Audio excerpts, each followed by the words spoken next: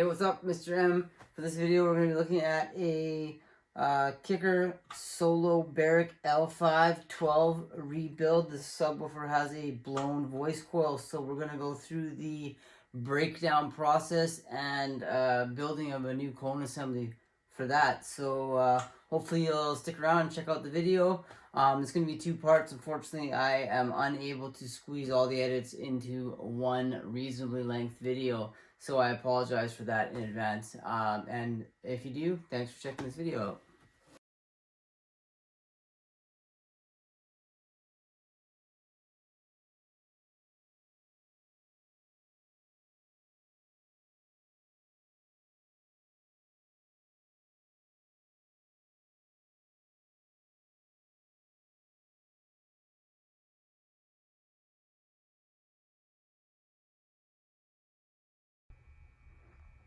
So this is the, I think, third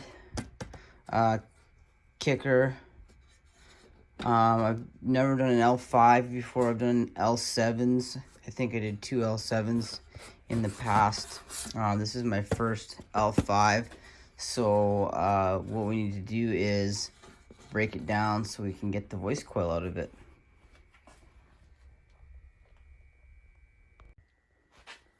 Well, one of the complications with getting the cone assembly out is undoing the terminals and also separating the spider. The acetone actually worked really well in the spider once I got it separated. Unfortunately, I wasn't patient enough to wait, so I just cut it to get it to this point. And now I'm trying to get these screws here undone, which is also being a bit of a bitch because they're covered in some kind of glue. I'm not sure what kind. It doesn't really matter. But I am able to heat it and remove it. And then once I get the cone assembly out, I'll finish removing the remainder of the spider. And then we'll throw a new, this is a caption voice coil. I don't like caption, so I will replace it with an aluminum former voice coil once I get it all apart, and put a new spider on it as well. Be done with it. Hopefully it'll only take a day to finish. So I've already started, but what I did was soak the remaining bit of spider with acetone, and now I'm just removing it with a chisel.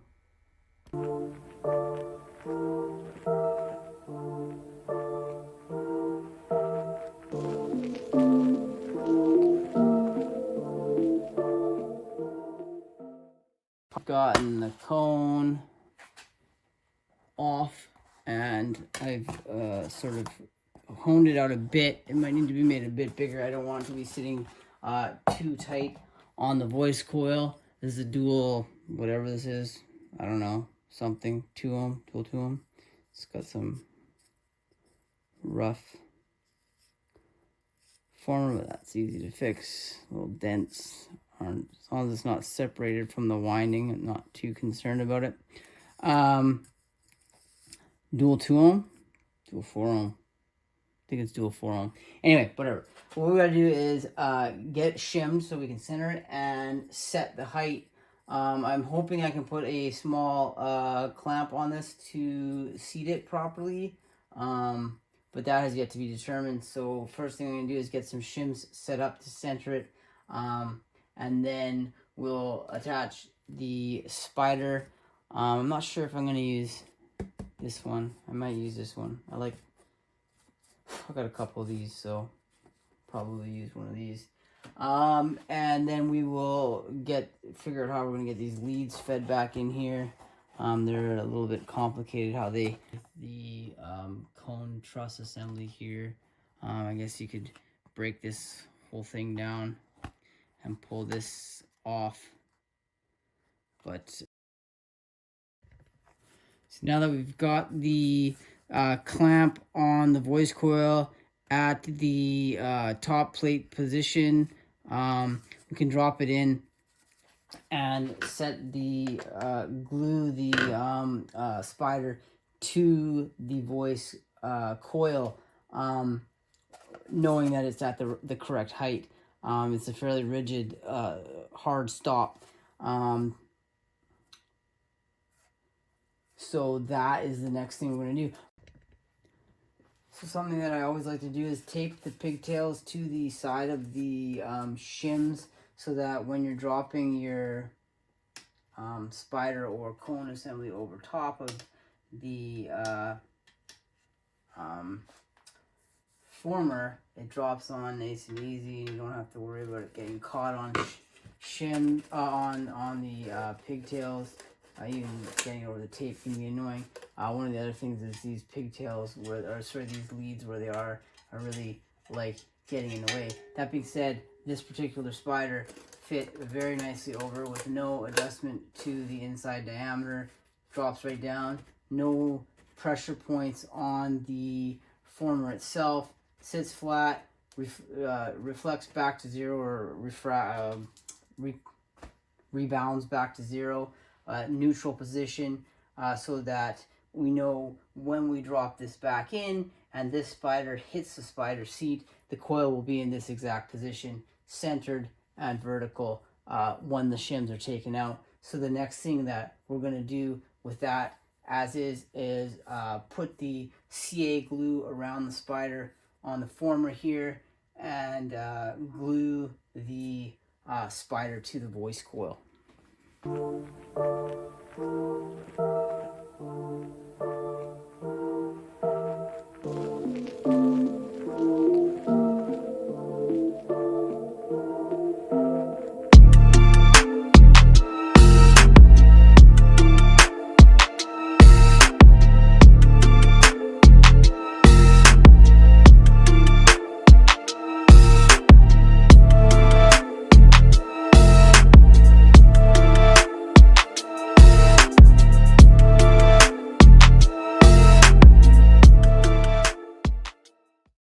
So one of the things I realized when I was putting the cone on is that even though the leads pop through the corners, the tinsel leads, they come through the cone at the midpoint.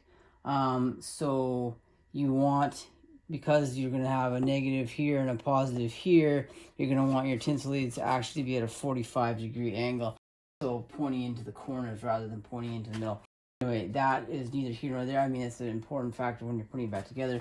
But the next step is to drop the cone over the voice coil and have it sitting nice and flat.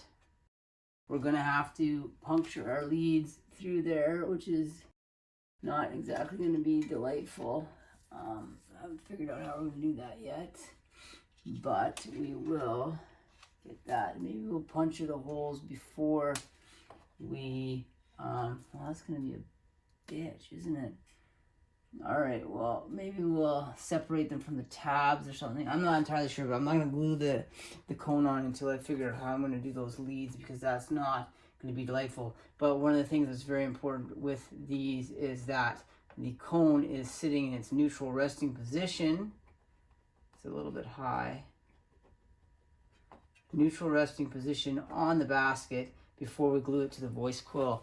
That way we know that when we glue everything into place, we're not tilting things all over. I imagine with this particular one, we might want to glue the spider in place, then pull the shims and put a test tone on it and shift it around while we're gluing this around in place, so we don't get any tilting or rubbing as we're gluing that into place. But the next thing I want to do is remove the glue and put the holes into the sleeve, or the cone sleeve, where they're going to come through, so that we don't have to worry about that. But that's going to probably involve disconnecting all of these terminals, or at least disconnecting these leads, because there's actually no way to get to the screws once we attach them to the cone, because the cone covers the screws quite obnoxiously.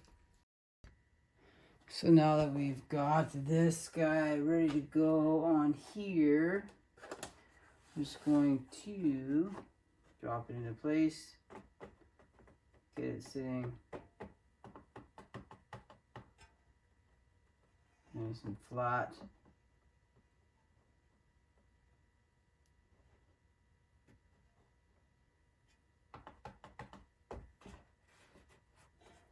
On the basket.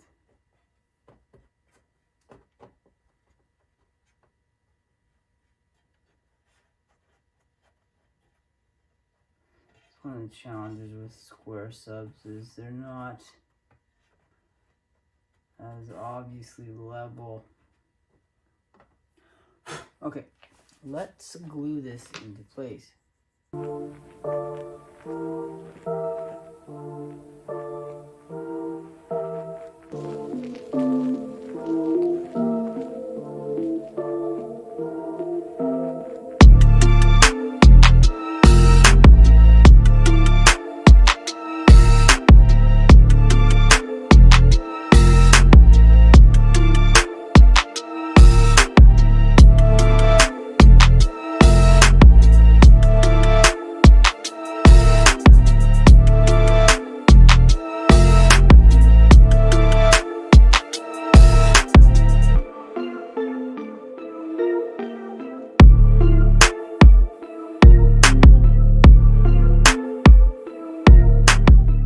I need to connect the leads, which are going to be very difficult to connect to the actual push terminals, just because putting the push terminal screws in is going to be a nightmare.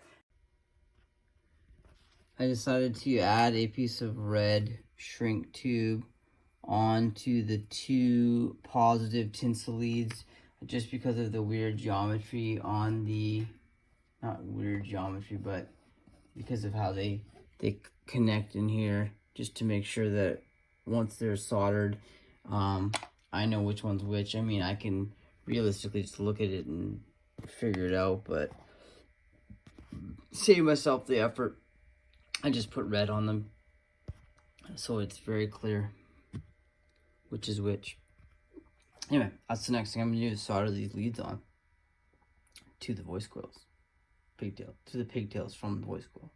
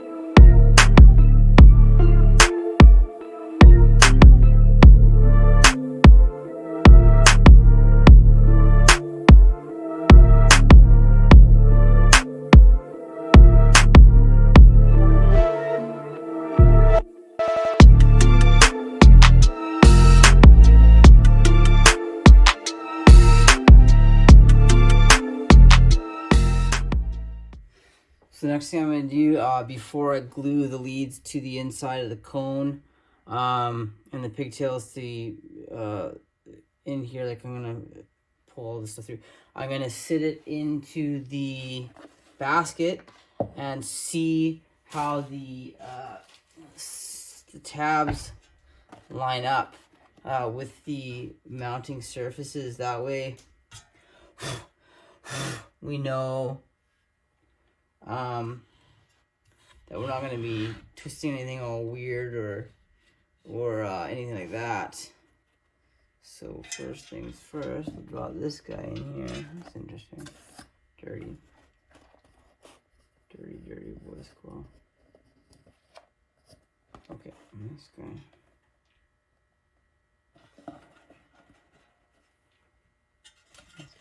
Get these guys out of the way.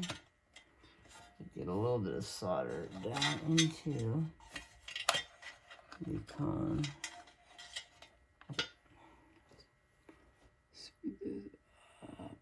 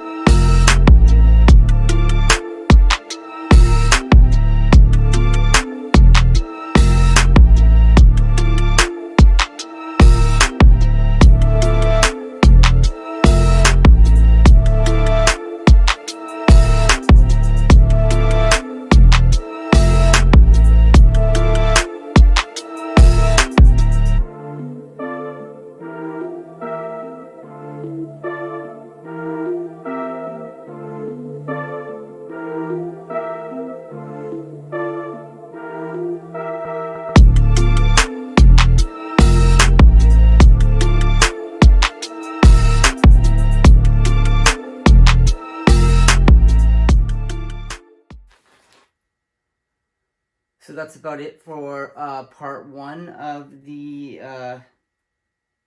Kicker L5 rebuild or recone. We'll get the video or the build completed in part 2. So hopefully you stuck around for this one. Hopefully you found it useful and interesting, and hopefully you will check out part 2 that I will link at the end of this video. So thanks for watching this video. Hopefully you'll hit that subscribe button. Anyway, thanks again.